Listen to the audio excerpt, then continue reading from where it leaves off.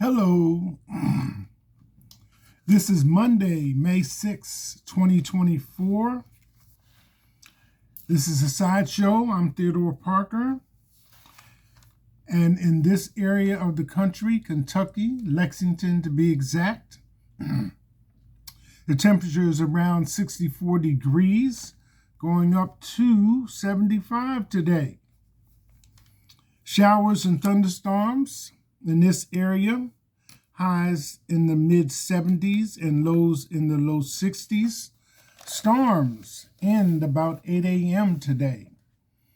Rain possible later. Storms on Tuesday may be severe. Tornadoes, hail, and damaging winds possible. And here in Lexington, expect Friday to be the next dry day.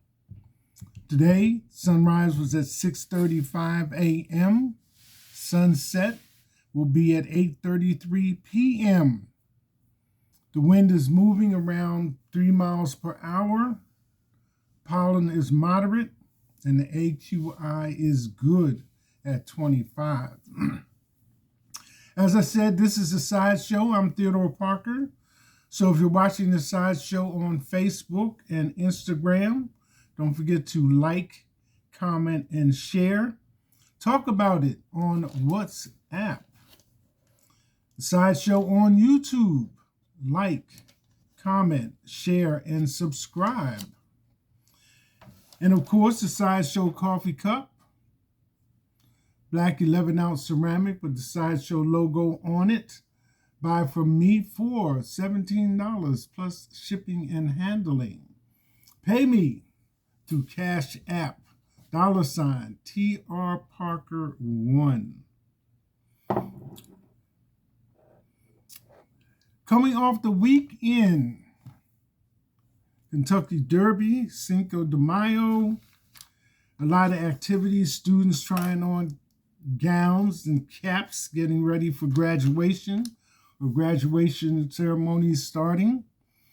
So, lead stories for this Monday morning, May 6, 2024. Lexington police investigating homicide after man dies in hospital. It seems a man was discovered, reported as being down on the ground. Investigation by police discovered that he has suffered blunt force trauma, and after being transported to the hospital, succumbs to his injuries. So that is an ongoing investigation. Devin Booker's true feelings on John Calipari's Kentucky basketball exit. So Devin Booker, a student of UK and a member of the NBA Stars, commented that it came as a surprise. And one piece of information that I got from this article, which I did not know previously, was that John Calipari chose to exit from Kentucky.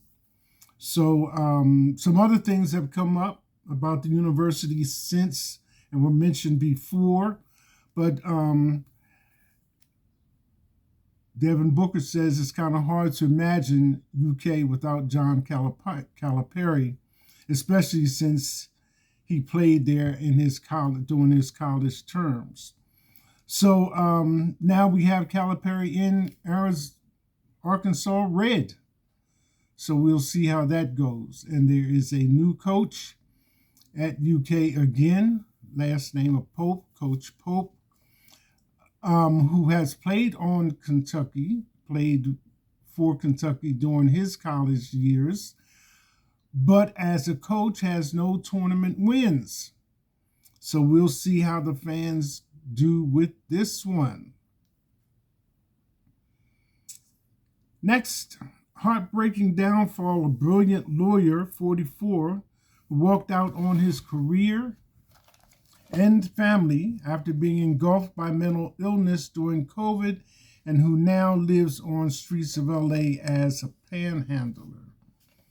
The title alone almost tells the story, but this is one of those things, sort of like Trading Places, Eddie Murphy and Dan Aykroyd, I believe, and they switched places to see what was going on. But the man went from a $2 million career as a lawyer and then opted out of taking his medications and following his doctor's appointments to spiraling down to living on the streets of LA. So there's a story.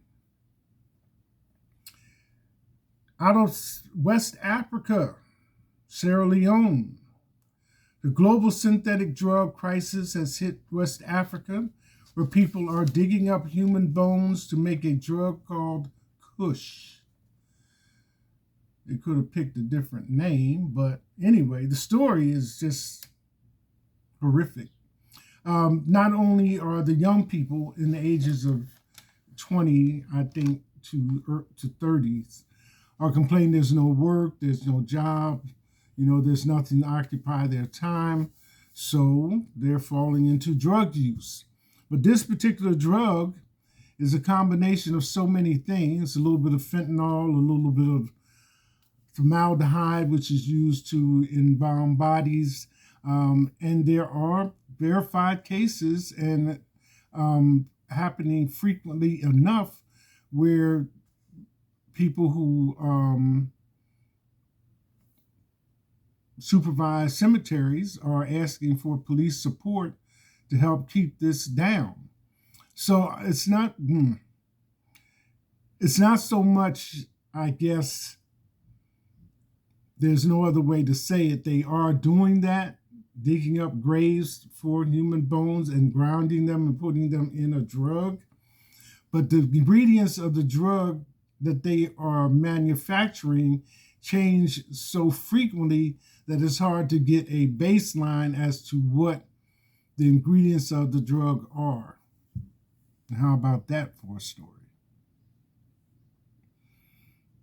So there you go. And the results of the Kentucky Derby. If I'm understanding correctly, Mystic Dan, Sierra Leone, and the Japanese horse, Forever Young.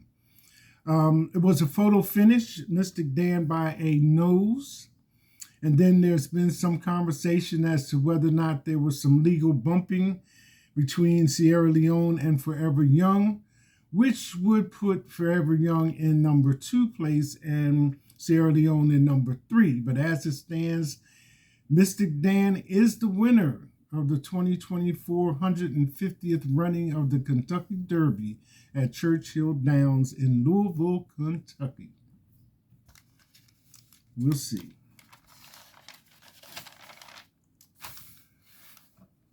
And here's a story. An engineer made history as Georgia Tech's first Black graduate. 59 years later, he passes the torch to his granddaughter. This comes under the area of HBCUs, historically Black colleges and universities. Even a little bit of Morehouse in there, which is considered the same. So let me just give it to you as it is passed on. And this story is not being told by the person who it is about. It's being told by Georgia Tech University from a 2015 press release, news release. Okay, here we go. Ronald Yancey was rejected twice from Georgia Tech in the 1960s, and he and his family were told he did not fit the Tech model for success, according to a 2015 news release from the university. In the meantime, he attended Morehouse, a historically Black college university.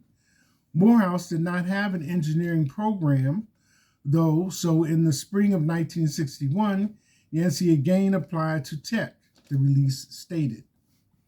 He was accepted upon the condition that he retook the SAT, and passed the summer class, according to Georgia Tech.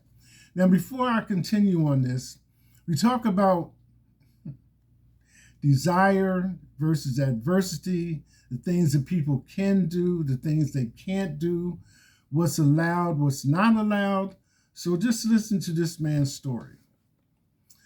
Once on campus, Ronald Yancey was cautioned against using public transportation or attending any athletic events for his own safety, the news release said. He endured isolation. No one would sit near him in the classroom. He never had a lab partner. He did all his papers and exams in ink so he could not be accused of cheating or have his work tampered with. Ronald Yancey also had to complete graduation requirements not asked of other seniors who were exempt from taking final exams. He, however, spent his last 3 weeks at Georgia Tech taking 18 exams across 5 classes, according to the university. To ensure that he made the grade, he requested and was given an additional 6-hour exam for extra credit. He also had to write a 30-page paper on transistor theory, the release stated. Ronald Yancey defied the odds and earned his electrical engineering degree from Georgia Tech 59 years before his granddaughter would achieve a similar feat. That's it. Hashtag